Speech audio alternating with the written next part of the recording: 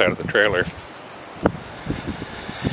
The other thing that comes to mind, and I've actually tried this myself, so I can tell you it's not a good idea. Don't leave your stabilizer jacks down when you're beginning to hitch up. When you lift the front end of a fifth wheel and the stabilizer jacks are down in the back, you're lifting the total weight and sharing it between the stabilizer jacks in the back and the landing gear in the front. And I can tell you from experience, they're not meant to do that.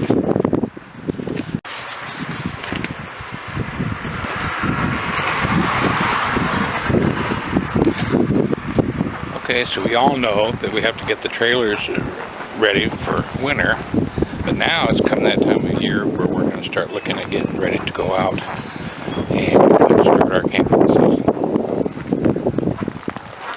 Part of it is checking out the tow vehicle, and this year, as I came out and began checking it over, I found that my windshield had leaked all winter long. And so that really made our day,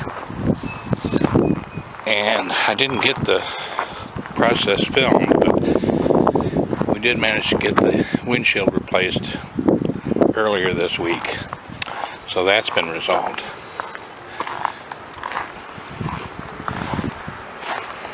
Now, if you've got a Ford truck, you may already know that if the windshield leaks, Ford Motor Company decided that it was a good idea to install the security computer directly onto the back of the firewall. So when the windshield leaks, you get water running into your security computer. And now, power door locks don't work. Door ajar light stays lit. So anyway, that still has to be resolved. We'll get to that as soon as we can. We check our tires to make sure that they're inflated on the RV. And next, we are going to unwinterize. And we'll show you that process as we get to it. But basically what it amounts to is we'll put the plug back in the hot water heater, close off the low point drains, and drain and flush out all the RV coolant. Looks like we've got some washing to do too. And that brings me to some of the things that we've encountered over the years that we hope we can share with you. Some of the do's and don'ts as you begin your RV season. One of the first things that comes to my mind, and we've actually witnessed this in RV parks over the years, don't use concrete blocks to tie down your awning. If you're going to leave your awning out and it's windy weather, anchor it down to the ground, not to a concrete block. We were in an RV park in Kentucky a couple of years ago, and a windstorm blew up unexpectedly and promptly blew the awning across the way from us, up and over the top of the trailer, which flung the concrete blocks that awning was attached to over the top of the trailer like a slingshot. Needless to say, there was significant damage, not just the awning, but to the side of the trailer and the opposite side of the trailer. The other thing that comes to mind, and I've actually tried this myself, so I can tell you it's not a good idea. Don't leave your stabilizer jacks down when you're beginning to hitch up. When you lift the front end of a fifth wheel and the stabilizer jacks are down in the back, you're lifting the total weight and sharing it between the stabilizer jacks in the back and the landing gear in the front. And I can tell you from experience, they're not meant to do that.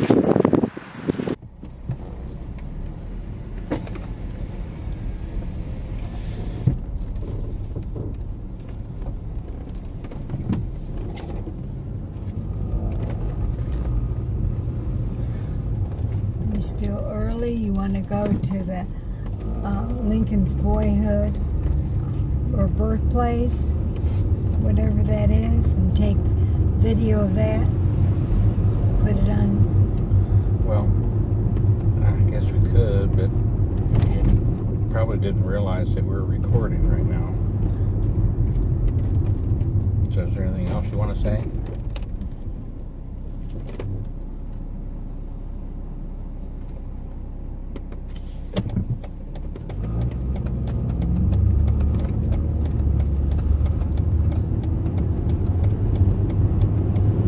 Can we just drive through there? There's no admission or anything on that, is there? Huh? Hello? No.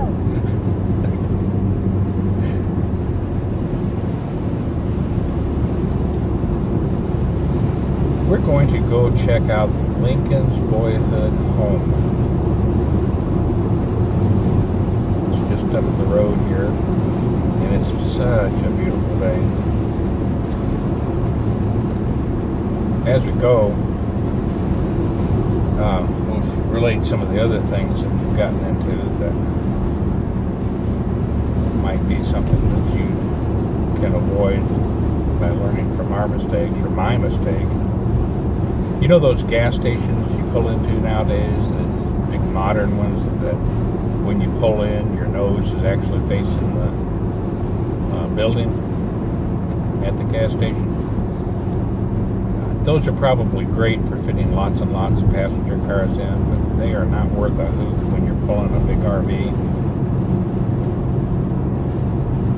And at a pinch, a few years ago, we decided that we didn't have much choice. We were low on fuel.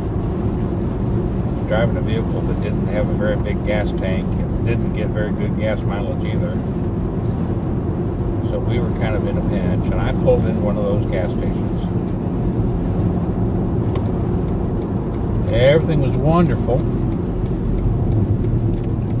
going down.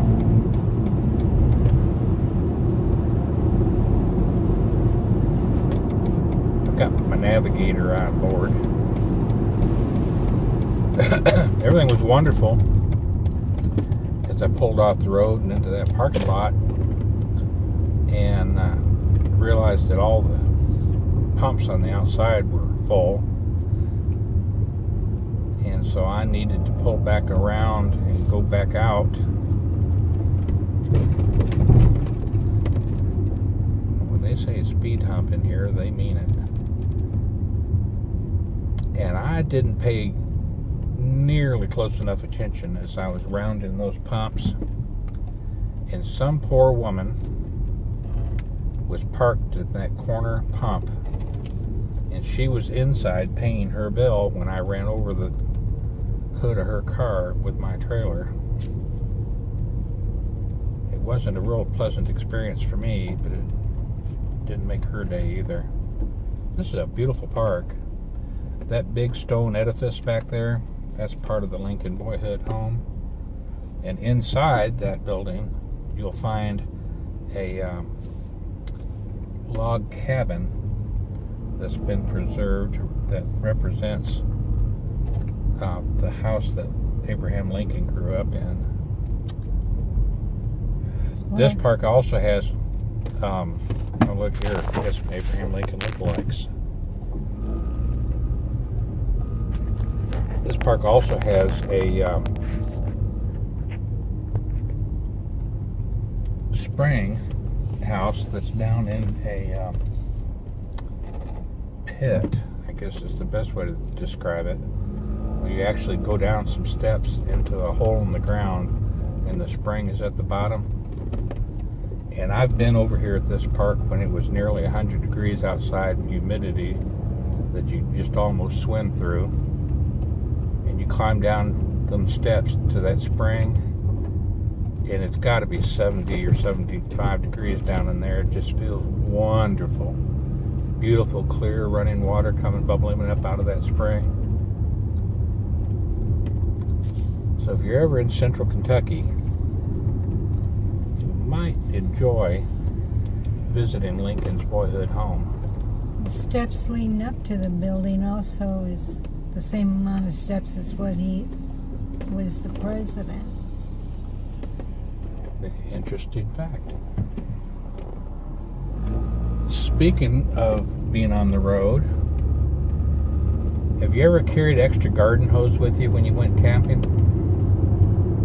One year I thought it would be a really smart idea to carry an extra 100-foot hose in the back of the pickup truck. And we were pulling the fifth wheel with that 100-foot hose coiled up under the bedroom of the RV. I think that camera's got a little bit of a shake to it. Going down the expressway, as a matter of fact, I think we were coming back from Florida that time. And I happened to look up and see a flash of green in the passenger side mirror of the truck.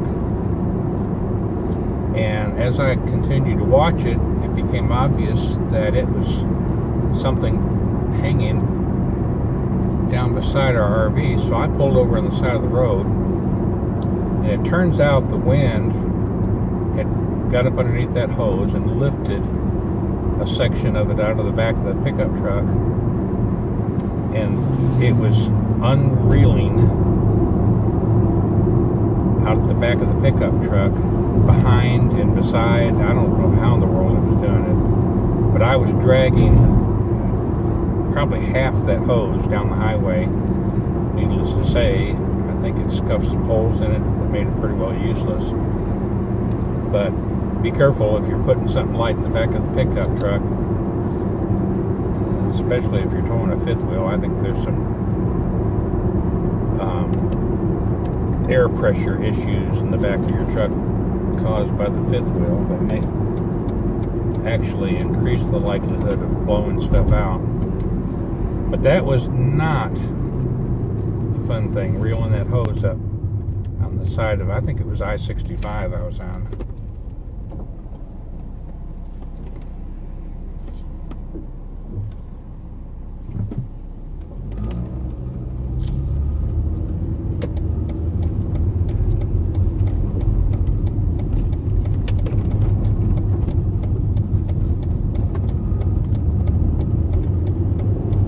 Pretty day it is. I think some of these trees are beginning to bud out. It won't be long and we'll be on the road.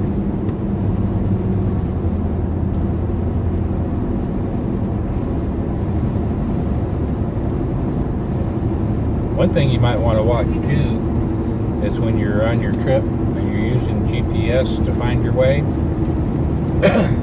double check it against a map.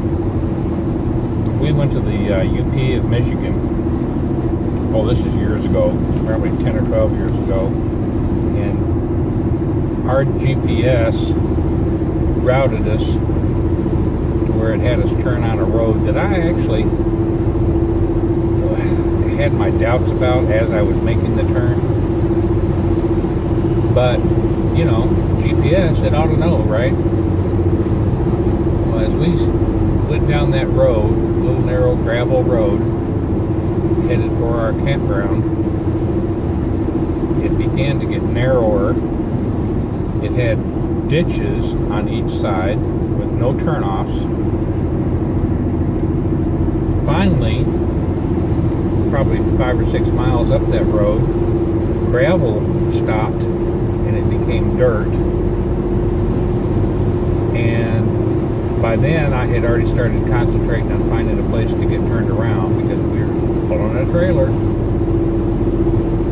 There were no places to turn around until finally we ran up into a spot where it was a little low and muddy and we were stuck. It took us half a day stuck there. Fortunately, we had sandwich meat and stuff, so we figured, well, we must be just going to live there now. Don't know how it would have gone come December, but there we were. So anyway, I didn't have much choice but to walk back up to the end of the road where we had turned in, hoping to find somebody with a phone so I could call for help.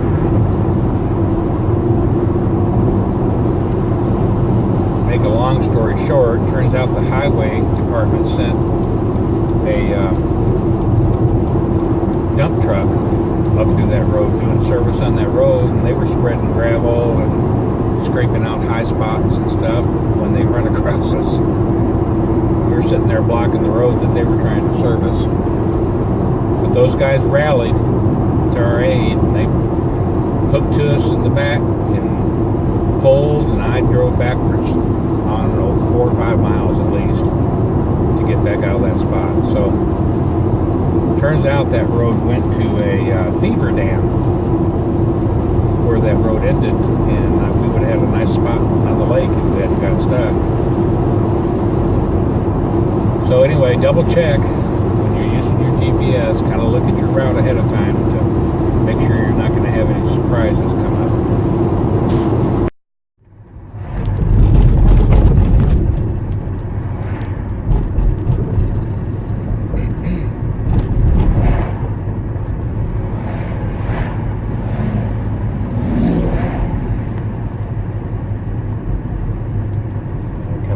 Center of town.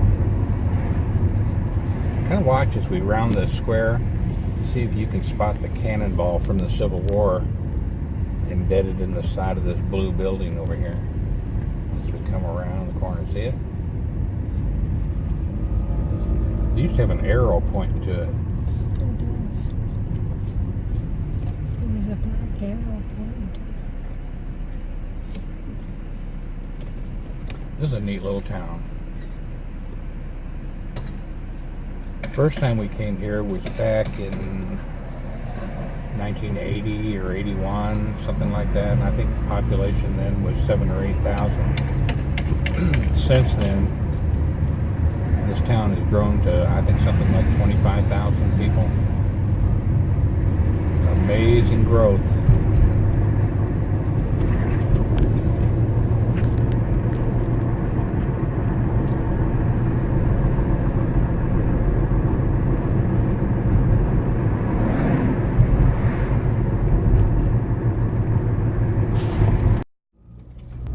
We're in a little town just south of Fort Knox in Kentucky.